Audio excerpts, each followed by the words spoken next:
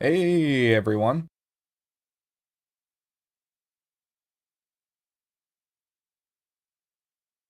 Got anyone in chat?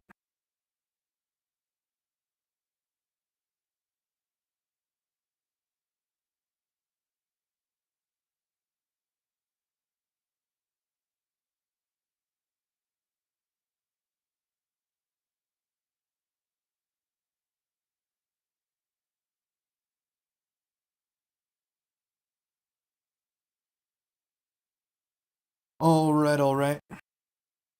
So, this stream, I have a few ideas.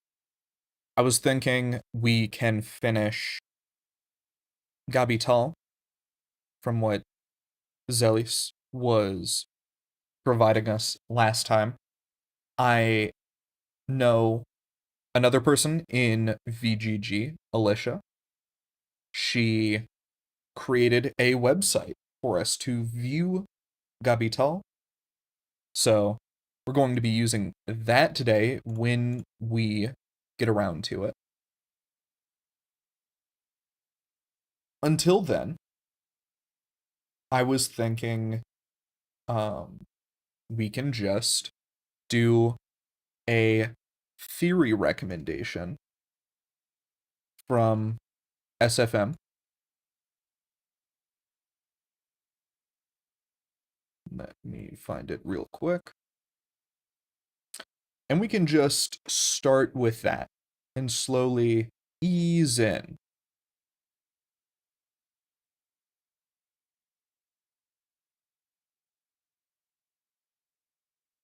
If I can find it. Ah,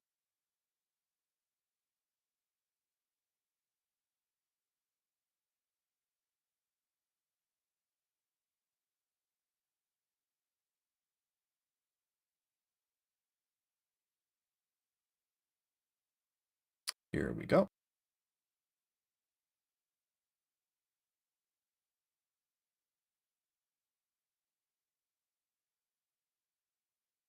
There we are. Let me make that full screen for you guys.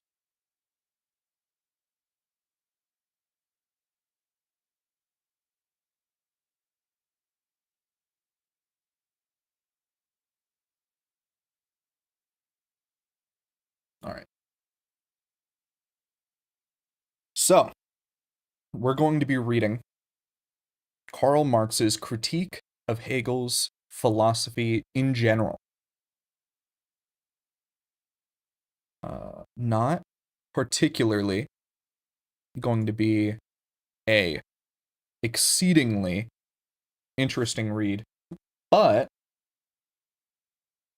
perchance we'll be able to get some entertainment out of our dear Karl Marx's critique of Hegel's philosophy in general. So we start at 6. This is perhaps the place at which, by way of explanation and justification, we might offer some considerations in regard to the Hegelian dialectic generally, and especially its exposition in the phenomenology and logic, and also, lastly, the relation to it of the modern critical movement. Now, I haven't read much of Hegel. I'm not particularly familiar with Hegel's work. Uh, so we will become familiar with it through Marx's critique of it, which is surely the best way to learn about something, by far. So powerful was the modern German criticism's preoccupation with the past. So completely was its development entangled with that subject matter that here prevailed a completely uncritical attitude to the method of criticizing, together with a complete lack of awareness about the apparently formal but really vital question: how do we now stand as regards the Hegelian dialectic. This lack of awareness about the relationship of modern criticism to the Hegelian philosophy as a whole, and especially to the Hegelian dialectics, has been so great that the critics like Strauss and Bruno Bauer still remain within the confines of the Hegelian dialectic. Hegelian logic. The former completely so, and the latter at least implicitly so in his Synoptiker, where, in opposition to Strauss, he replaces the substance of abstract nature by the self-consciousness of abstract man. And even in Das Entdeckte Christentum, thus in thus in Das Entdeckte Christentum, for example, you get as though in positing the world, self-consciousness does not posit that which is different from itself, and in what it is creating, it does not create itself, since it in turn annals the difference between what it has created itself, since it itself has being only in creating and in the movement, as though its purpose were not in this movement, etc. Or again, they, the French materialists, have not yet been able to see that it is not only as the movement of self-consciousness that the movement of the universe has actually come to be for itself and achieved unity with itself. Such expressions do not even show any verbal divergence from the Hegelian approach, but on the contrary, repeat it word for word. How little consciousness there was in relation to the Hegelian dialectic during the active criticism, Bauer, the Synoptiker, and how little this consciousness came into being after the active material criticism is proved by Bauer when, in his Die gute Sache der Freiheit, he misses the brash question put by Gruppe. What about logic now? By referring him to future critics. But even now that Feuerbach, both in his Thesen and Anekdote, and in detail in the Philosophia der Zukunft, has in principle overthrown the dialectic in philosophy, now that school of criticism, on the other hand, which was incapable of accomplishing this, has all the same seen it accomplished and has proclaimed itself pure, resolute, absolute criticism that has come into the clear with itself, now that this criticism, in its spiritual pride, has reduced the whole process of history to the relation between the rest of the world and itself, the rest of the world in contrast to itself, falling under the category of the masses. The dissolved, all dogmatic antithesis into the single dogmatic antithesis of its own cleverness and the stupidity of the world. The day is approaching when the whole of decadent humanity will assemble before it and be sorted by it into groups, each particular mob receiving its testimonium paupertatis, now that it has made known in print its superiority to human feelings as well as its superiority to the world, over which it sits enthroned in sublime solitude, only letting fall from time to time from its sarcastic lips the ringing laughter of the Olympian gods. Even now, after all these delightful antics of idealism, i.e., of young Hegelianism, expiring in the guise of criticism, even now it has not expressed the suspicion that the time was ripe for a critical settling of accounts with the mother of young Hegelianism, the Hegelian dialectic. And even had nothing to say about its critical attitude towards the Feuerbachian dialectic. This shows a complete uncritical attitude to itself. All right. What are we picking up from this so far, chat? Because what I'm picking up is almost nothing. I don't think necessarily that he's described much of what Hegel thinks. Though I'm picking up on some of this as just basic material analysis. Um, but there's nothing in particular that I'm shocked by, or that I'm uh particularly being hooked to. I'm not getting any nuggets, if you guys get what I'm saying. These nuggets are the important part. These little pieces, and I feel like I'm just reading without actually providing those nuggets. But we will see. We will see. Now, let me. Okay, so I can zoom in. Okay, this will be good for you guys because I'm assuming most of you are blind.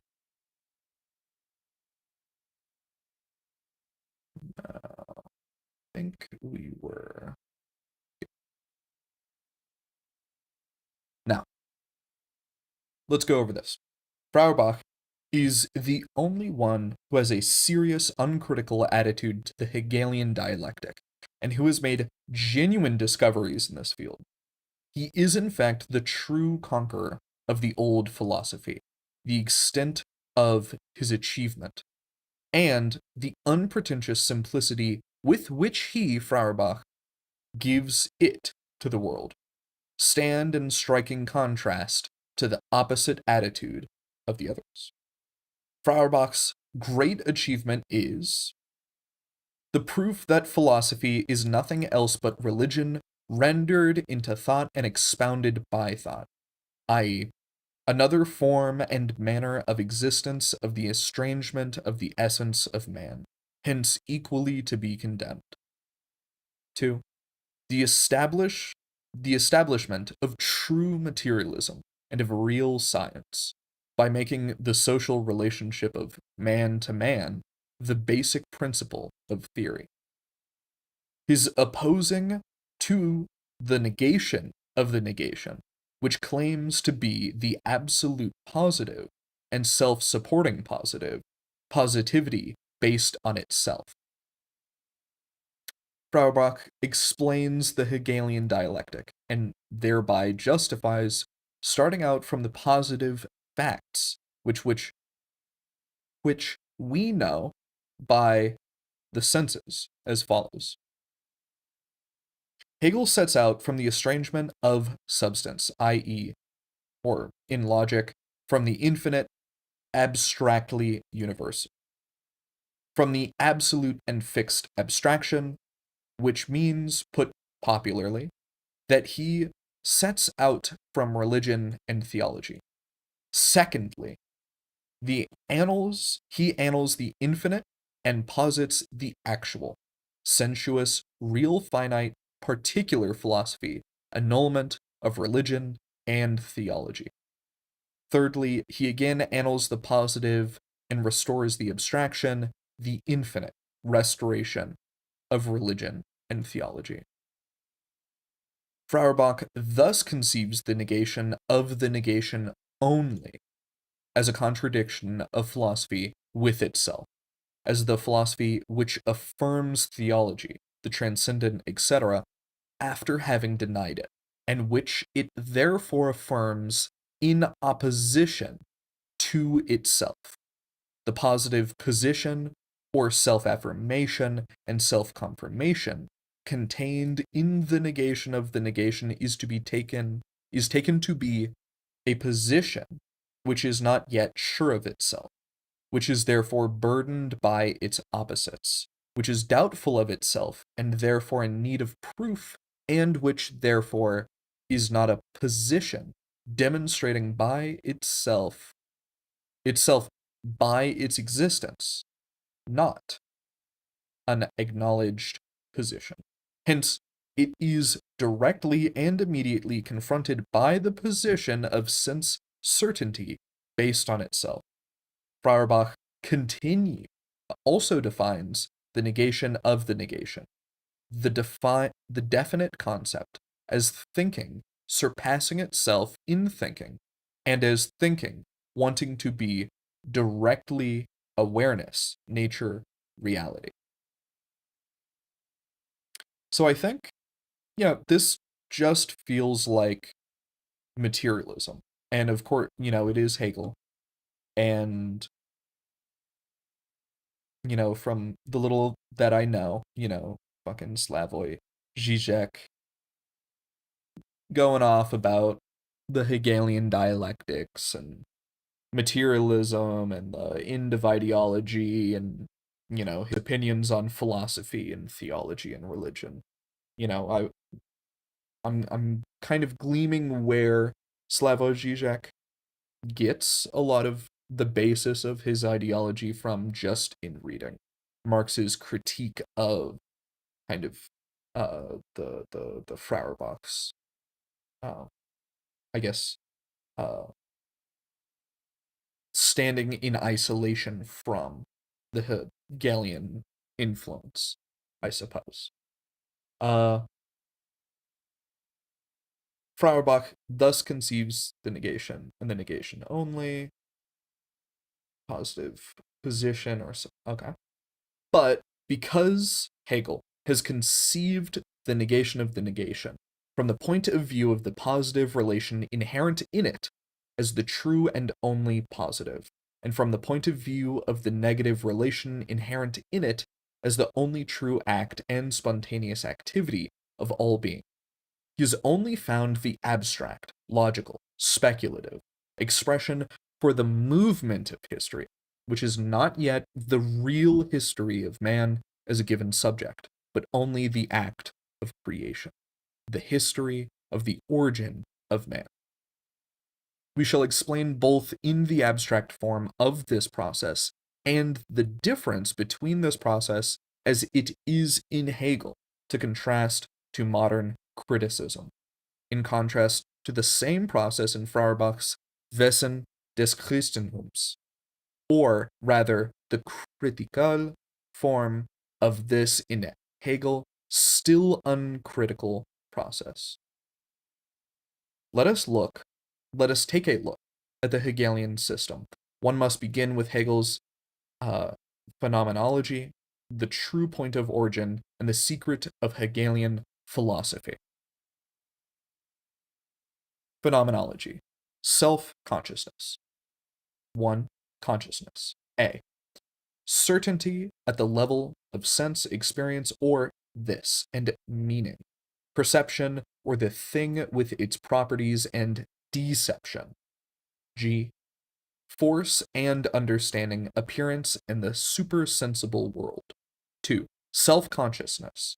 The truth of certainty of self. A. Independence and dependence of self-consciousness mastery and servitude. B. Freedom of self-consciousness, stoicism, skepticism, the unhappy unconsciousness.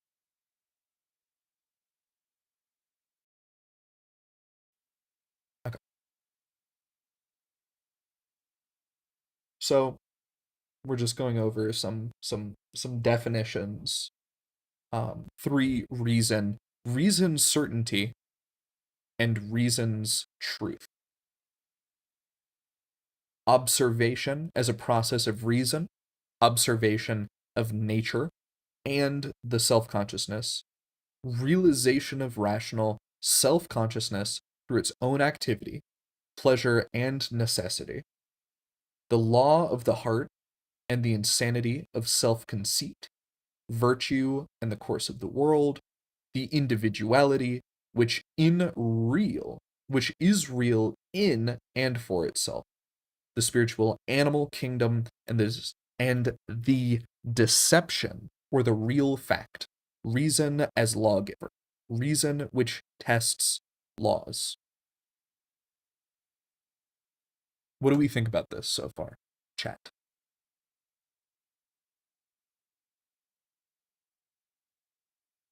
Are we picking up what Karl Marx is putting down? And are we kind of picking up what is going on with Hegel?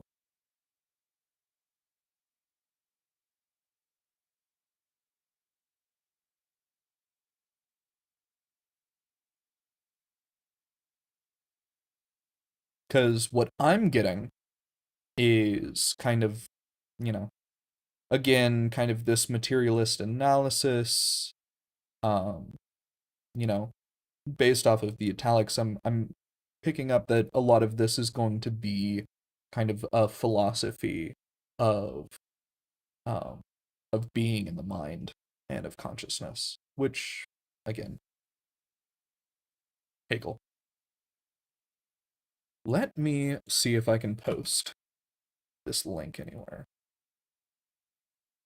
else to get people to see it.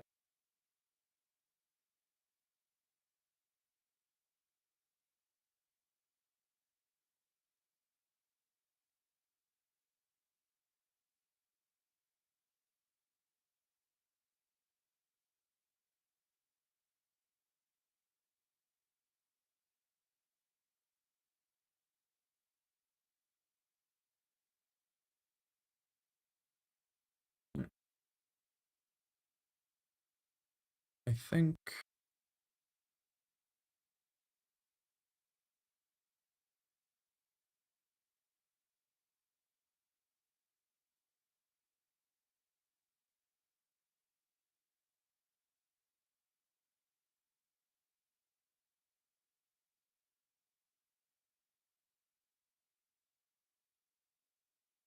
yeah, join my stream as I attempt to read Marx's critique of Hegel's philosophy. Uh, which I am doing. I think I'm doing okay. Uh probably doing pretty shit. Uh but I'm doing it. I am persevering through this, and once we get at least 3 people in chat, I will read Gabital. That that is my reward for more of you coming into my chat. Is we will read this page of Gabital.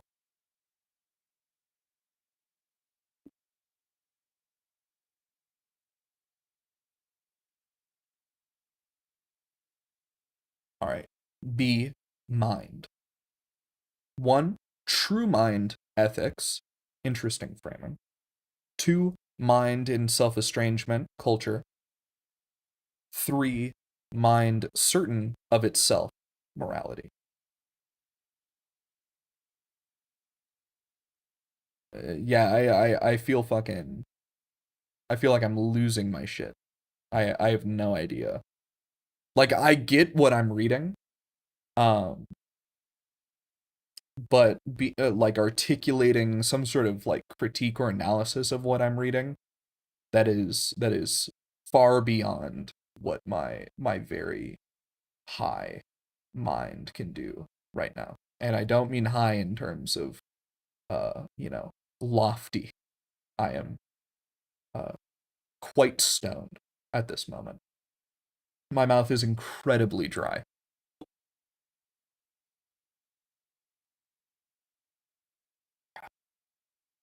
Get some drinking. Yeah, just be glad. Actually, yeah. I don't know if I could read Anti-Oedipus on here without getting my stream like flagged. Start talking about solar anus. I think that's what everyone wants to see though. So we might I could pull up Anti-Oedipus right now. But I won't. But I won't yet.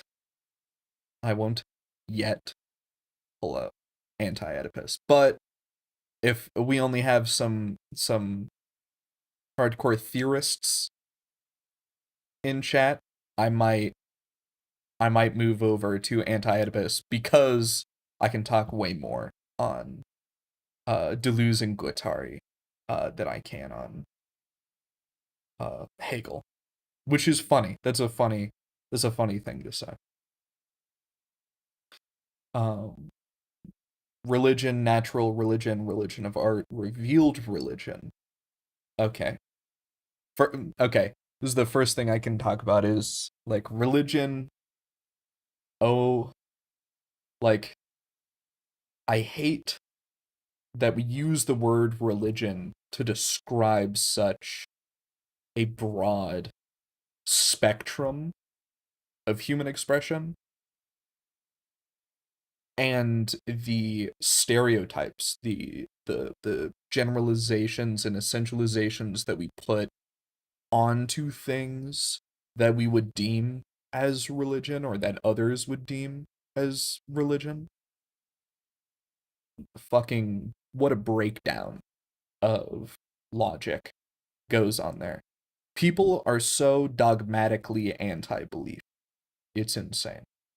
It is genuinely one of the things that seeds doubt in my belief that people are inherently empathetic.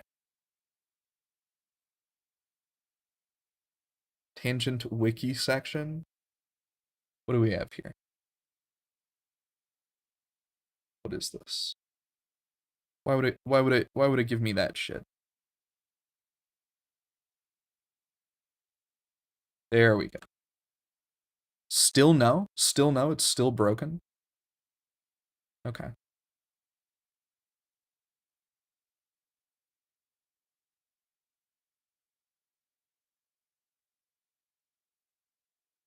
Still broken. Okay. I got it. I got it. There we go.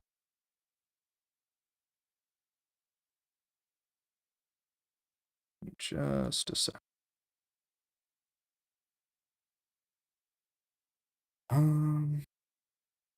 Okay. We're back. Naturalism's axiomatic assumptions. What are we in? Philosophy of science? Okay. Okay. Let me get in here. Let me just come up here. Can I fucking let me see this. Let me tell you something. All right. Let's dive in. I'm assuming that this is oh, I'm getting a response.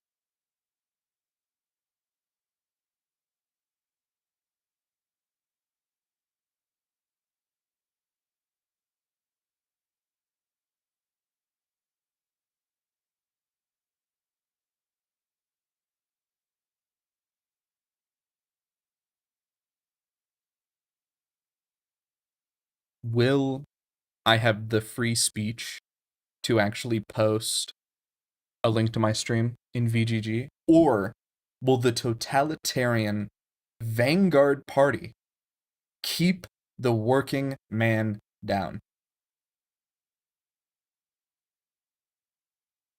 We will see.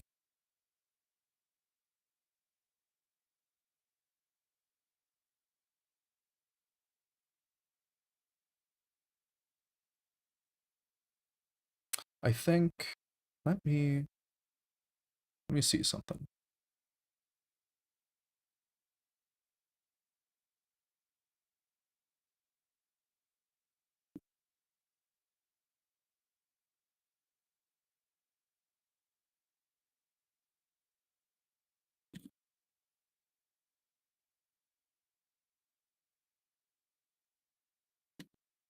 Let me see. Let me just change the title of this stream real quick. Super interesting, I understand. This will come to an end shortly. Sorry to let you down.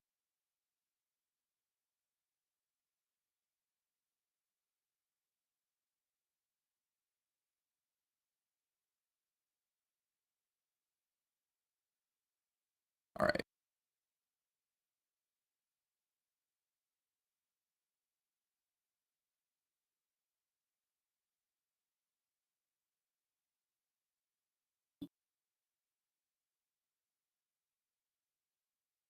Yeah. Actually, all I got was a ye. So the Jannies shine down on me with their favor. Though calling them Jannies right now might not aid my case.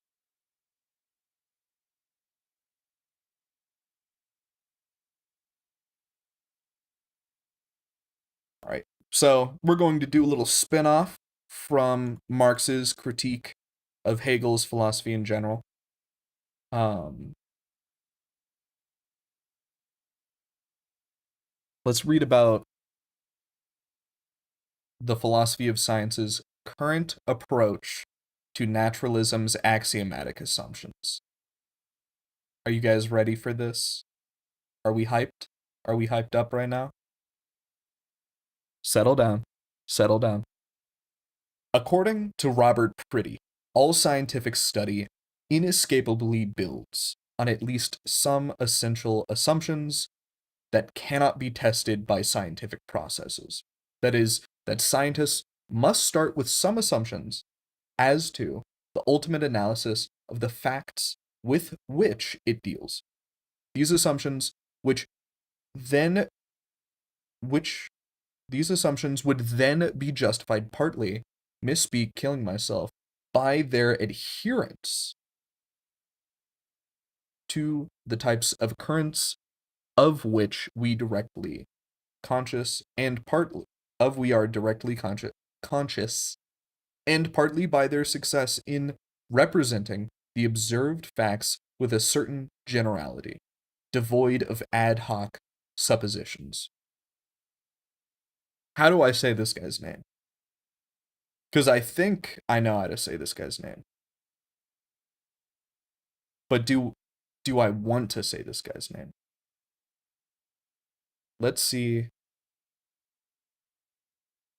Let's see. Sorry for flashbanging. Okay, okay, okay. Thomas Thomas Kuhn also claims that all science is based on assumptions about the character of the universe, rather than merely on empirical facts. These assumptions, a paradigm, comprise a collection of beliefs, values, and techniques that are held by a given scientific community, which legitimize their systems and set the limitations to their investigation. For naturalists, nature is the only reality, the correct paradigm. And there's no such thing as supernatural, i.e., anything above, beyond, or outside of nature. The scientific method is to be used to investigate all reality, including the human spirit. Um, just off the bat, um, this is something I'm pretty knowledgeable in, at least from like an anthropological standpoint. Um, though I guess from like a theological standpoint as well. I think um there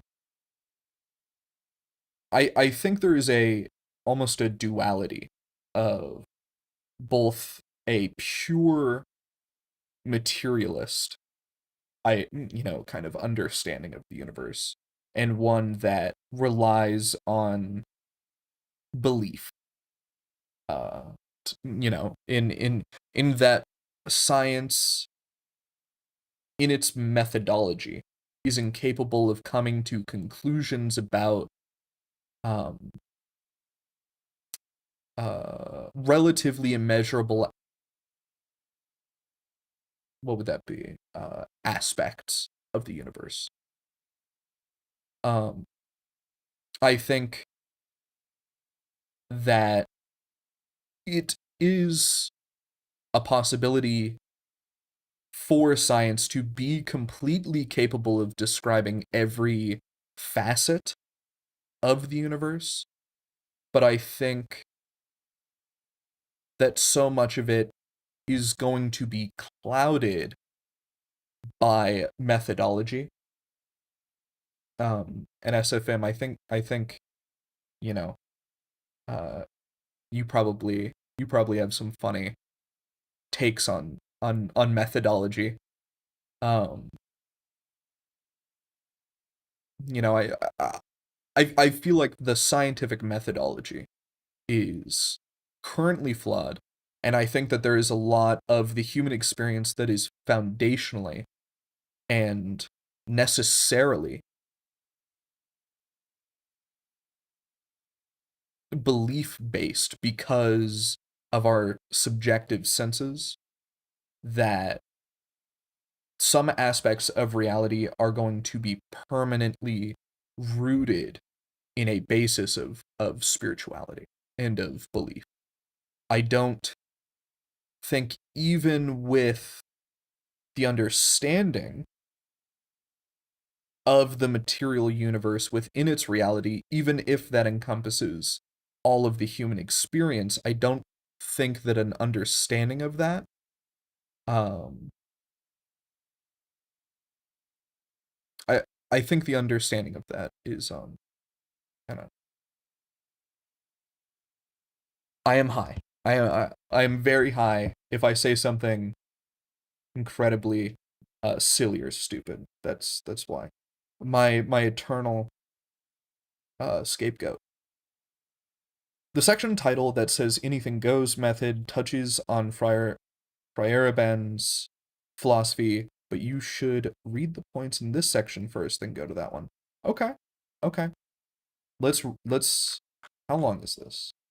It's actually incredibly short. Okay, we can make it through. We can make it through. Actually, let me let me get this up so that there's some room for chat to breathe. So let's get into this list. Some claim that naturalism is the implicit philosophy of working scientists, and that the following basic assumptions are needed to justify the scientific method. Okay, now we're jumping right in. One, that there is an objective reality shared by all rational observers. Something I was just talking about. The basis for rationality is acceptance of an external objective reality. Objective reality is clearly an essential thing if we are to develop a meaningful perspective of the world. Nevertheless, it is very it nevertheless its very existence is assumed. Our belief that objective reality exists. Oh, okay. They just fucked up. Our belief that objective reality exists is an assumption that it arises from a real world outside of ourselves. As infants, we made this assumption unconsciously. People are unhappy to make this assumption that adds meaning to our sensations and feelings, then live with solipsism. For those that don't know what solipsism is, yes, the philosophical idea that only one's mind is sure to exist. As an epistemological position, solipsism holds that knowledge of anything outside of one's own mind is unsure. The external world and other minds cannot be known and might not exist outside of the mind. So, that's solipsism. Without this assumption, there would be only the thoughts and images in our own mind, which would be the only existing mind. And there would be no need of science or anything else. I think solipsism is fucking stupid. Um, Obviously, you can't be completely certain of anything that exists outside of your mind, but I think building a philosophy around the fact that nothing is sure to exist that outside of your mind uh will, I don't know. That sounds silly.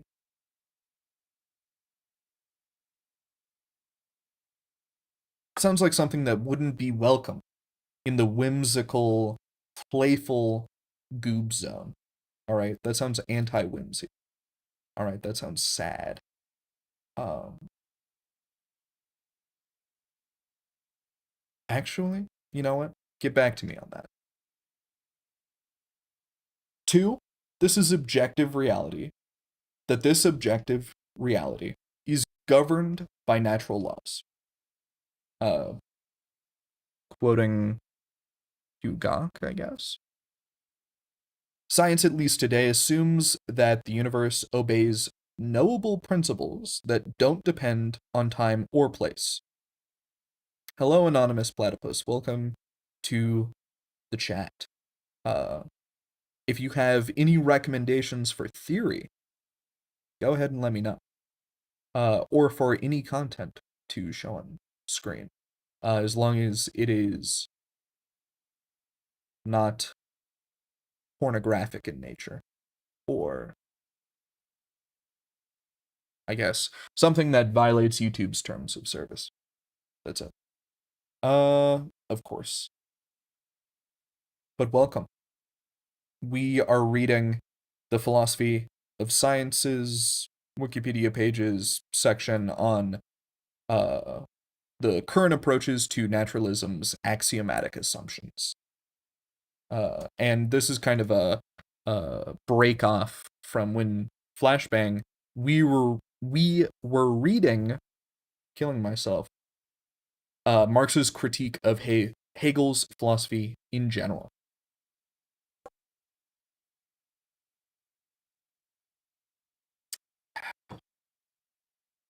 So,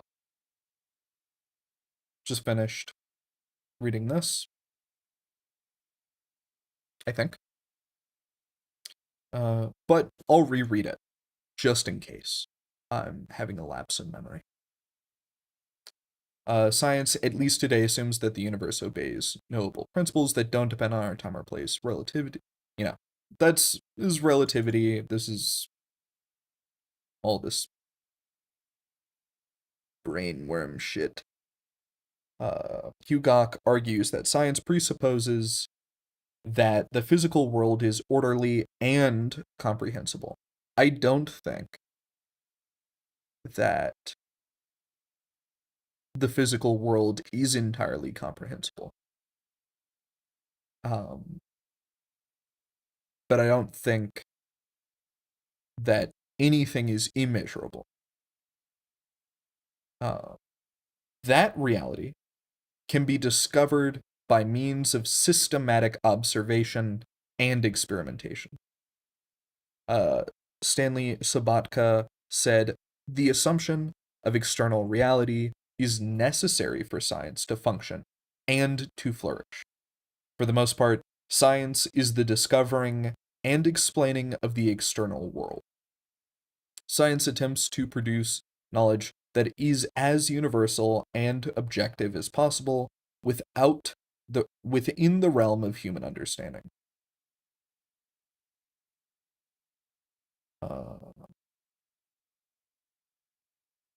Now we're kind of coming to a big one. This is all stuff, yes, these are all kind of commonly held ideas. Uh, let me get some more sipping ASMR.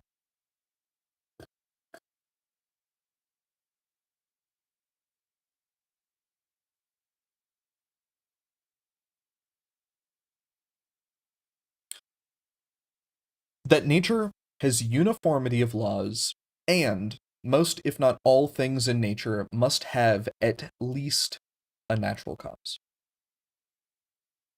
Biologist Stephen J. Gold refer to these two closely related propositions as the constancy of nature's laws and the operation of known processes.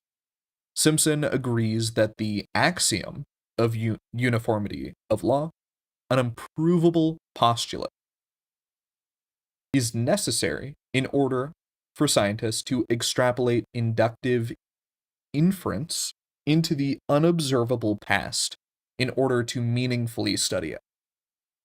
The assumption of spatial and temporal invariance of natural laws is by no means unique to geology, since it amounts to a warrant for inductive inference, which, as Bacon showed nearly 400 years ago, is the basic mode of reasoning in empirical science. I remember reading some shit from Bacon in like 7th, 8th grade. SFM says Stephen Jay Gould is the guy who said there is no such thing as a fish. I see. I see.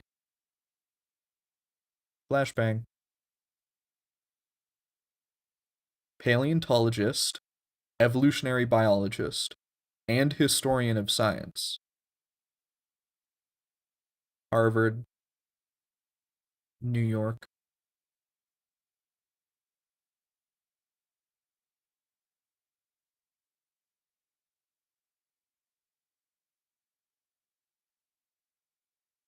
I'm not seeing anything here. I'll take your word for that.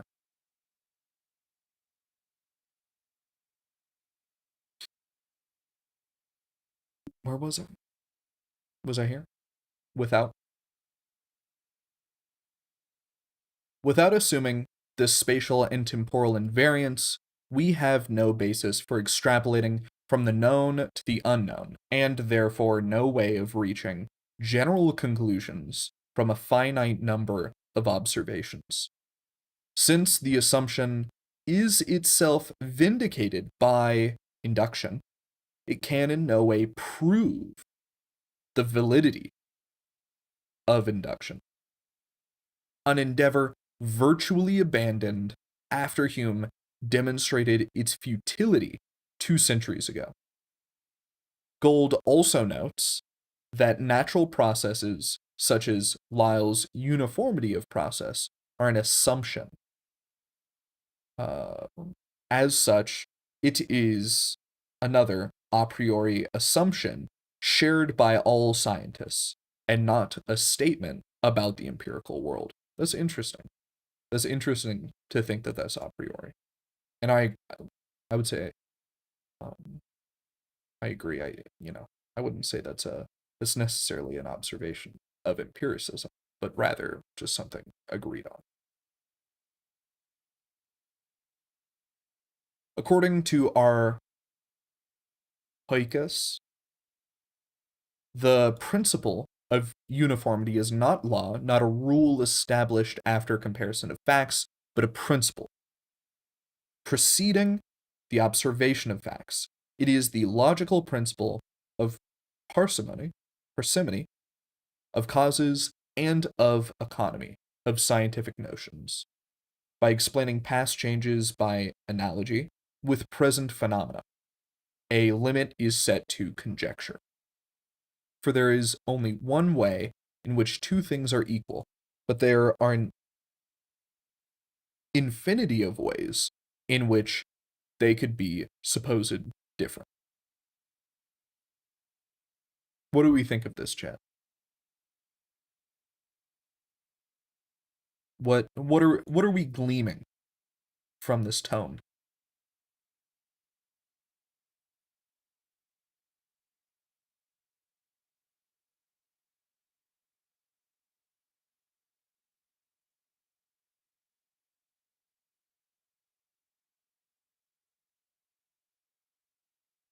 I think once we're done with this, okay, this one's long. Once we are done with this, we will read Gabital. Give the fans what they've been waiting for. But let's finish this last 3 sections. They're very short.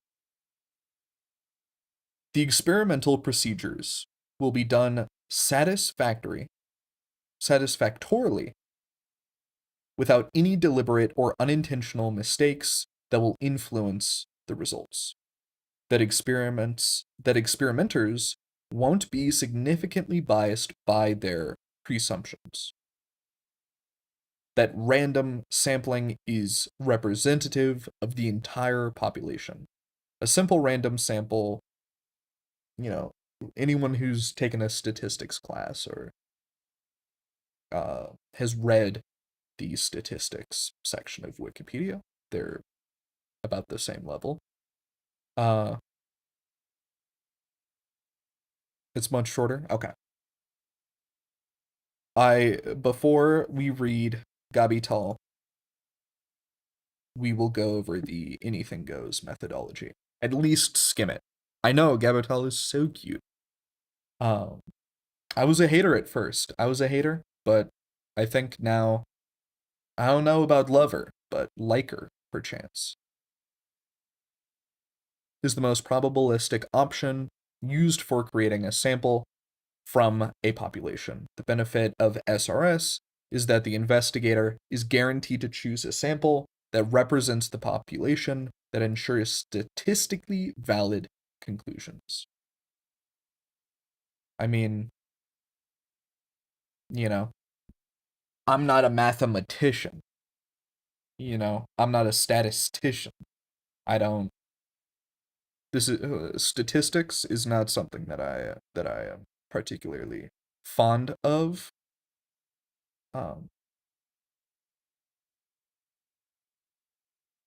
But I agree that at least all of these are presuppositions, of the philosophy of working scientists. Let's look at the anything goes methodology. It's Feyerabend. It's the guy, All right. And I might actually read some Feyerabend. Not tonight. This stream is probably only going to go maybe another 30-ish minutes, maybe an hour. I will not be reading much Feyerabend tonight. Paul Feyerabend argued that no description of scientific methodology could possibly be broad enough to include all the approaches and methods used by scientists, and that there are no useful and exemption-free methodological rules governing the progress of science. He argued that the only principle that does not inhibit progress is anything goes. Feyerabend said that science started as a liberating movement, but that over time it had become increasingly dogmatic and rigid and had some oppressive features and thus had become increasingly an ideology. Because of this, he said it was impossible to come up with an unambiguous way to distinguish science from religion, magic, or mythology.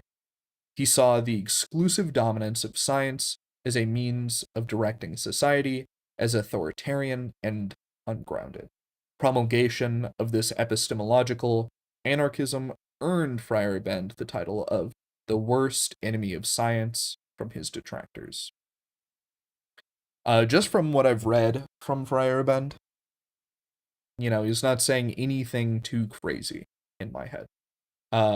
In my opinion, I think he kind of hits the nail on the head. There's a lot of problems with scientific methodology. And I think the fact that it is so centralized around a core foundational methodology is one of its largest. Its centralization is one of its largest faults, I guess. Though science in general, I think, is an amazing thing. I'm not anti-science. I'm not a primitivist.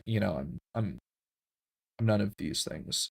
Though, if we go back to the stealing rocks discussion we had from last stream, primitivists kind of spinning.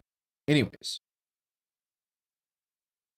yeah, and I've read some of the critiques of Friar Bend saying that scientific methodology isn't actually as rigid and restrictive as Friar Bend talks about, and he's kind of doing a straw man, and you know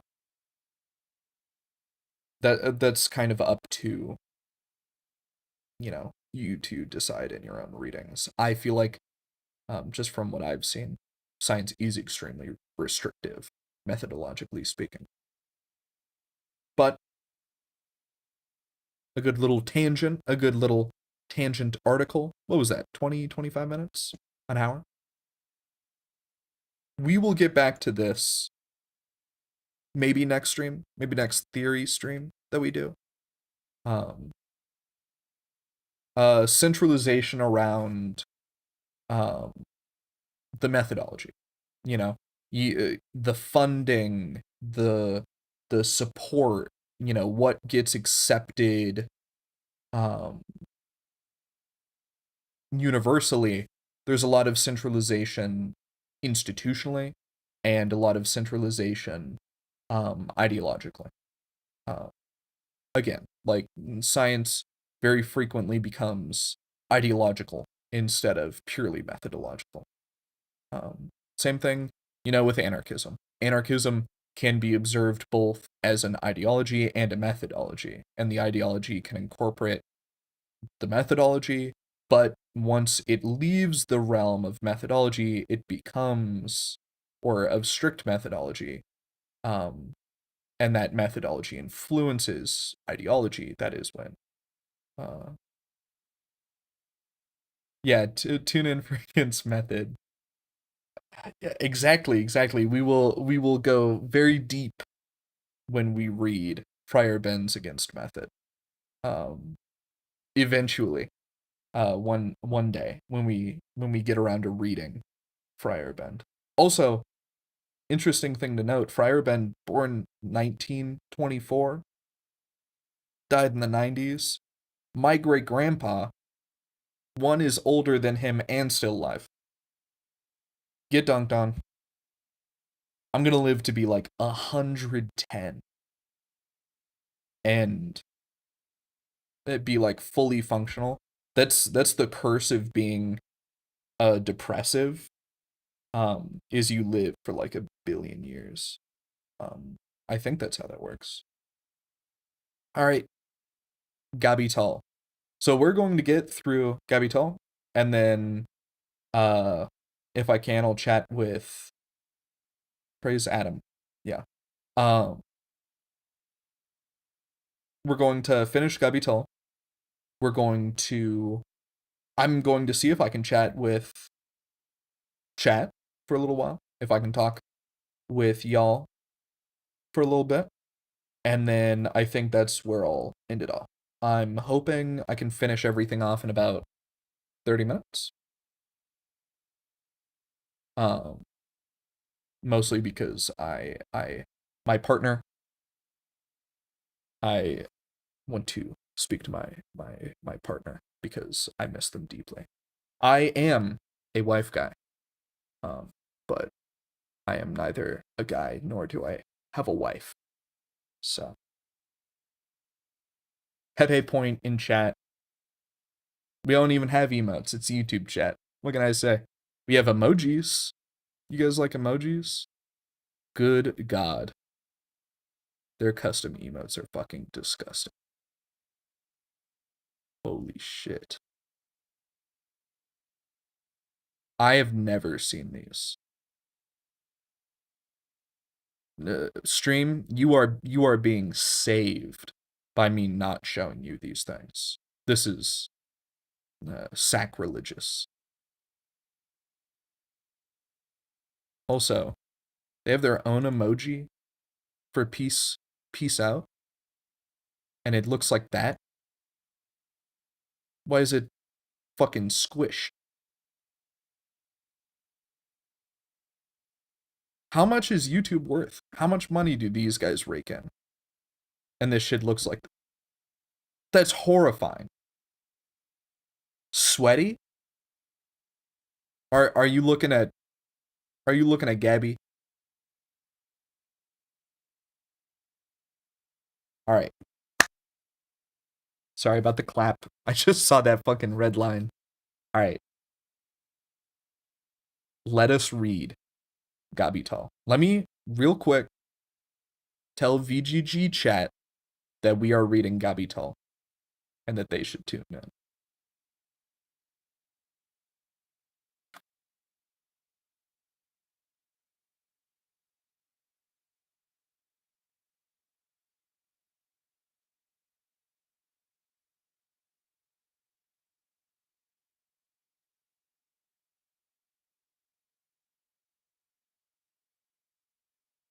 I'm gonna get banned at some point for like self-advertising too much.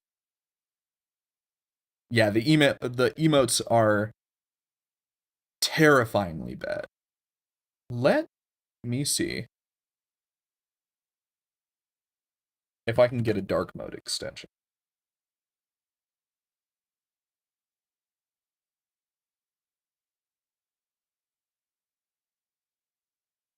The fuck? What's this?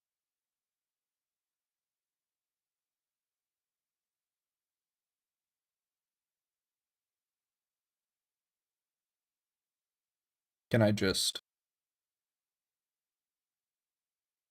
Okay. Okay.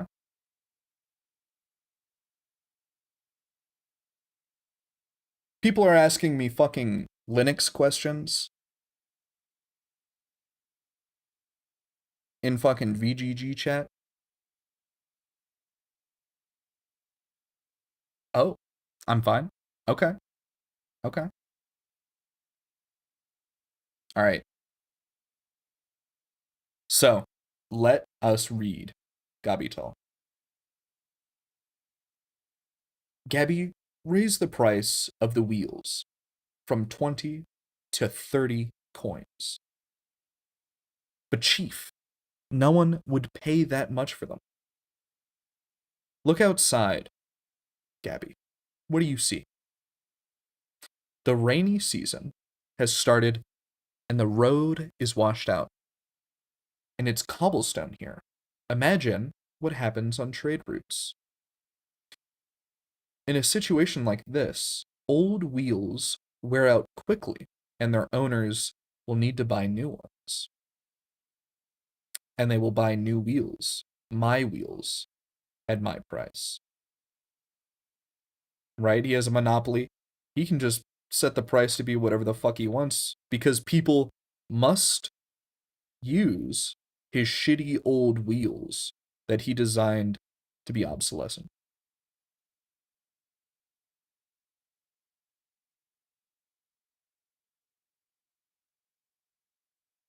Yeah. if Pitbot had a fucking me command, that would go insane. Though I'm probably going to change my username to Goob at some point. That's probably gonna happen sometime soon. I could probably do it right now, but I don't want to. No matter what you do, Chief, workshop income always goes up.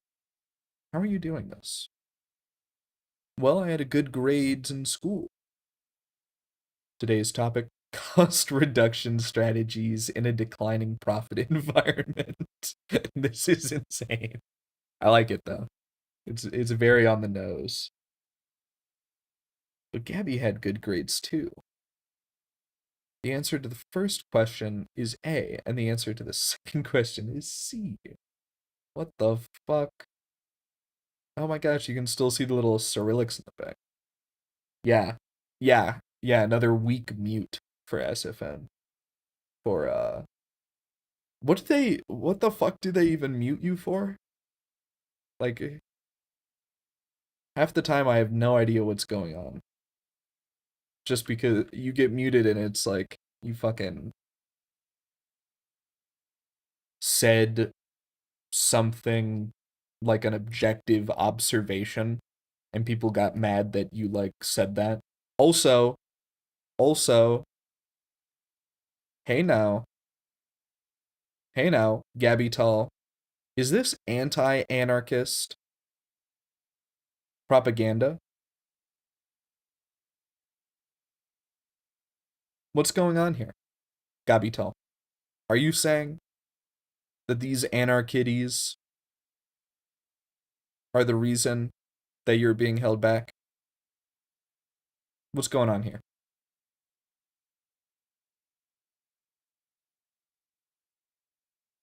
I'm picking up what Duende is putting down.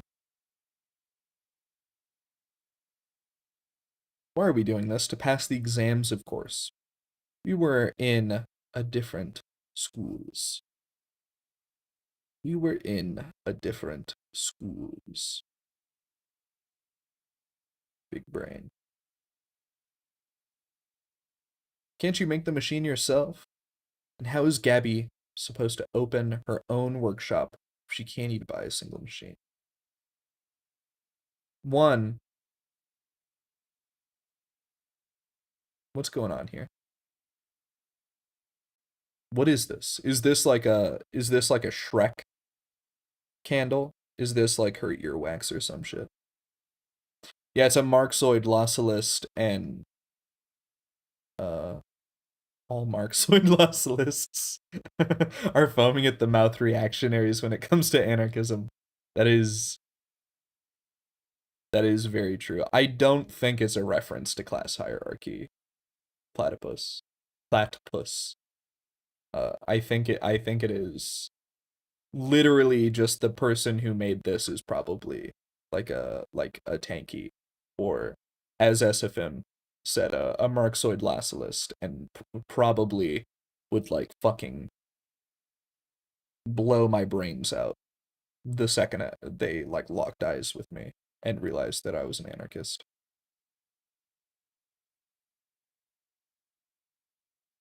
All right, back to Gabi talk. We have 5 more pages after this. Gabi can do that, but what about the parts? Those metal pieces are going to cost Gabby a fortune. Make them out of wood, although they'll break fast. But Gabby doesn't have to buy them. Now all Gabby needs is the saw blade, instruments, and some wood. You starting to sound like a chief. Gabby learns. See what's going on? Y'all picking up what's going down?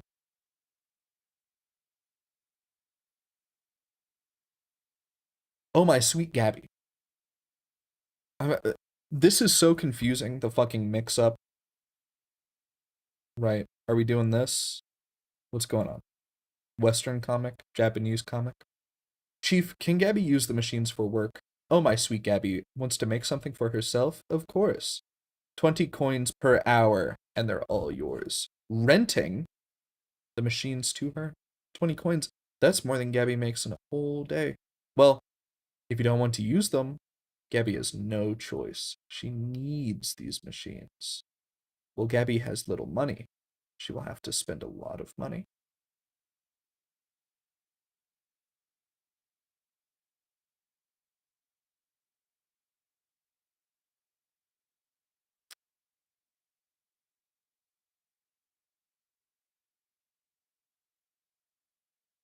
Yeah, she is very tabula rasa. Also, are these two fucking? I can't tell. You see the expenses, all this shit. Total of 500. You wrote it all down in such detail, but where did all these prices come from? Behind every item is the labor of a worker. Lumberjacks that sell logs to sawmill, woodworkers cutting logs into planks, smelters smelting ore into metal, miners extracting coal and ore. Yeah, it's canon. Even Gabby's work is here, though she doesn't pay herself. Blacksmiths make tools from metal and wood. But where is the chief's work? Where's the Chief's work?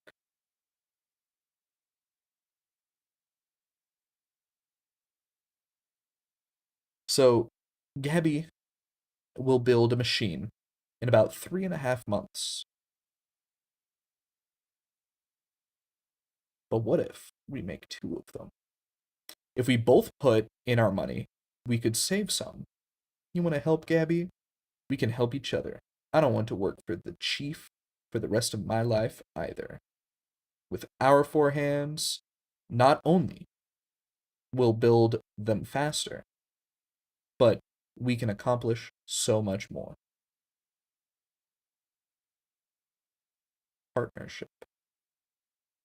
Tomorrow, we will receive a new machine, and since you asked for overtime, you'll spend this night rearranging everything to accommodate it.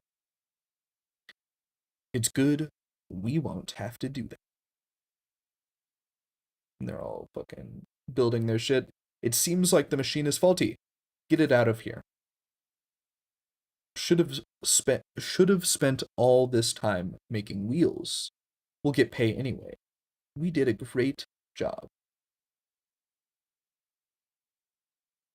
Final page. Now, Gabital is not finished, though we will have to wait for the artist to make more pages.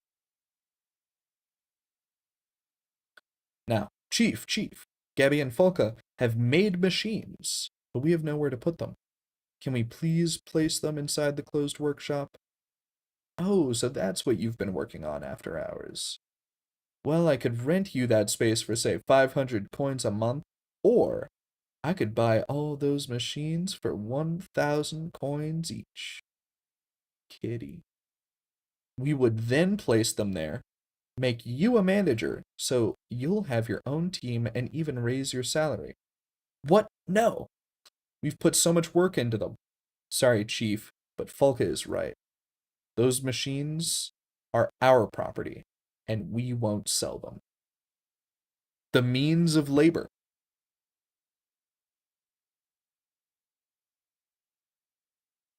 The original is in Russian. I know some Russian. I could probably translate them between now and next stream. Um, if I feel like giving you that satisfaction. All right. We finish this. I'm going to be here to chat for a little while. Maybe we can, I don't know, look at something else for a few more minutes. But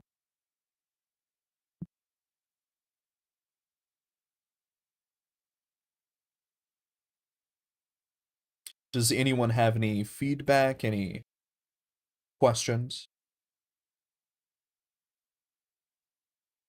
I just now saw the anti-Semitic emote. God, that's so stupid.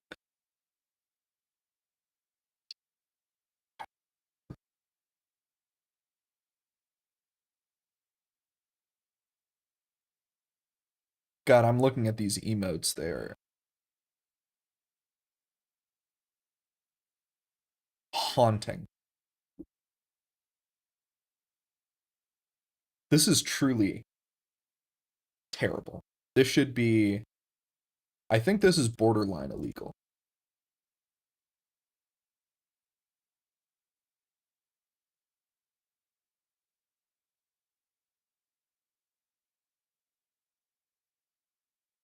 And I'm no lib, but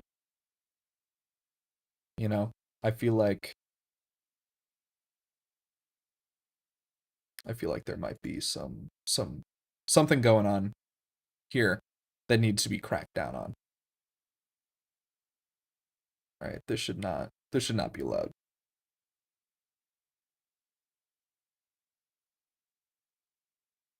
Pin it to the chat. What do you mean by that when I'm going over a specific thing? Like send the link?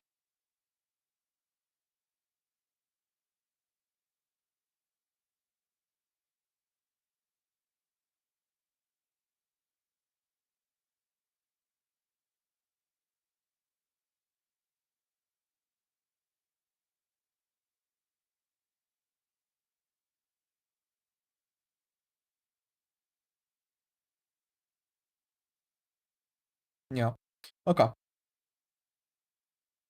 I will definitely do that in the future. Let me just for now make chat a little bit bigger.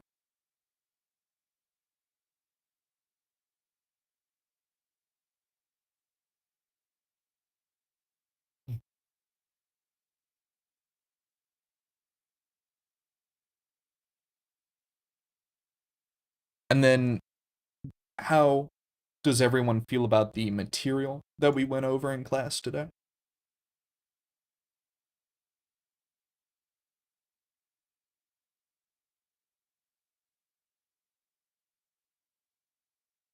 Was everyone satisfied with my reading of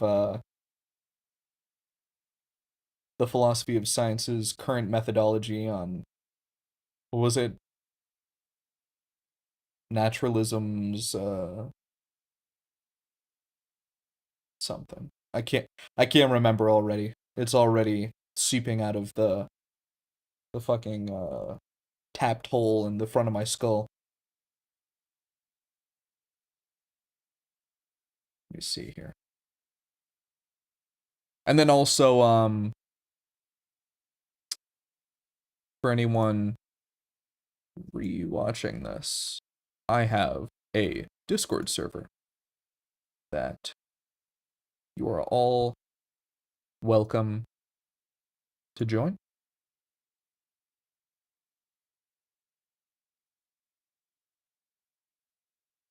Yeah, naturalism's axiomatic assumptions is what we were going over.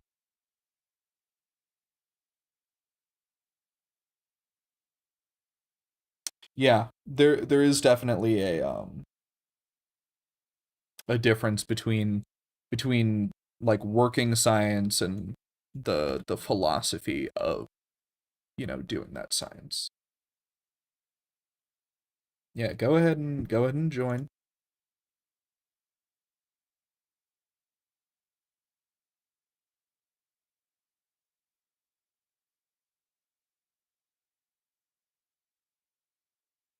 Since I'm already right here, I'll just automatically verify anyone who joins.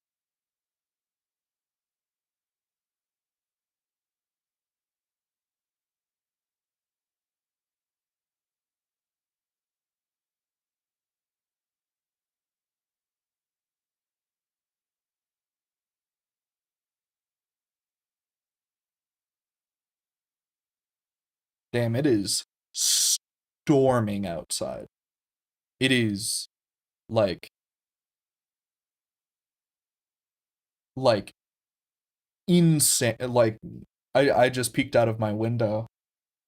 There are trees that are bent over right now. There's an insane storm going on. Thank God. It has been fucking so dry. The monsoon season is so late. I can't wait to go outside later and smell the fucking mesquite. If you have never smelled rain near mesquite bushes, oh my God. It is the best rain smell I've ever had. You have to spray yourself with a water bottle. Oh God. Whoa, there was just some intense thunder right now. Yeah. Oh, it's so nice that it's monsooning. I know it's only going to last like not even a few weeks, but it's going to be so nice while it lasts. Though going outside midday after a monsoon when it's like 115 degrees and humid to shit, worst thing, right? I'd say it's on the same level as when it's like 100 degrees, 120 degrees and dry, right? It's just awful. It's an awful experience. People should not live here. Do not move to Phoenix, Arizona. Do not move to the desert. You should not be here. We don't want you here. We don't want us here. You don't want us here. You don't want you here. Go live somewhere you're supposed to be. Until we learn how to actually uh have infrastructure here that isn't people trying to live like they're in a fucking coastal city. Um, you know, you gotta get the fuck out of here.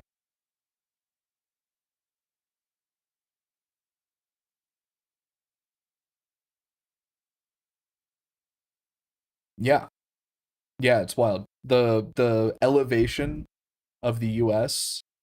is wacky to look at. Um, and what's interesting too, because I've moved between here and the East Coast a few times, by car, is you're driving uphill a lot of the way. Um, it's very, it's very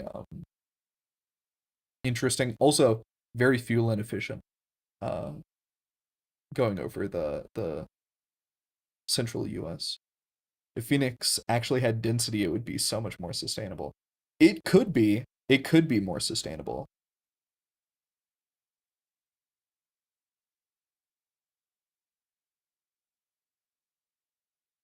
Yeah, New Mexico is also pretty wild. We used to have here in Phoenix the Gila River, but we dammed that shit up, and that that thing never flows now. It is disgusting the way they've destroyed the environment here with that dam. Very disappointing. Um, if I start talking about environmentalism, I will probably get my stream shut up. So, I won't talk about that. But yeah, it's it's very wild, the topography of the U.S. Um, interesting too, because that probably contributed heavily to the diversity, both culturally, linguistically, and ethnically of the indigenous Americans, and probably why there's so much um, diversity within the U.S. if you think relatively speaking, um, to like colonial places. If you think of like South Africa versus North America, specifically like the U.S. Um, anyways, I think now is probably a good time for me to finish off stream. I want to thank everyone for watching. I want to thank SFM for being my moderator, even though I modded him without asking him. Uh, I voluntold him to be my moderator in chat. I want to thank, even though they're not here, I want to thank Zealous for the contributions of suggesting Gabital. I want to thank Alicia for creating that website for us to view Gabital. Um, I want to thank SFM for giving me uh the Karl Marx's critique of Hegelian of Hegel's philosophy in general, and that little tangent article that we read on Wikipedia.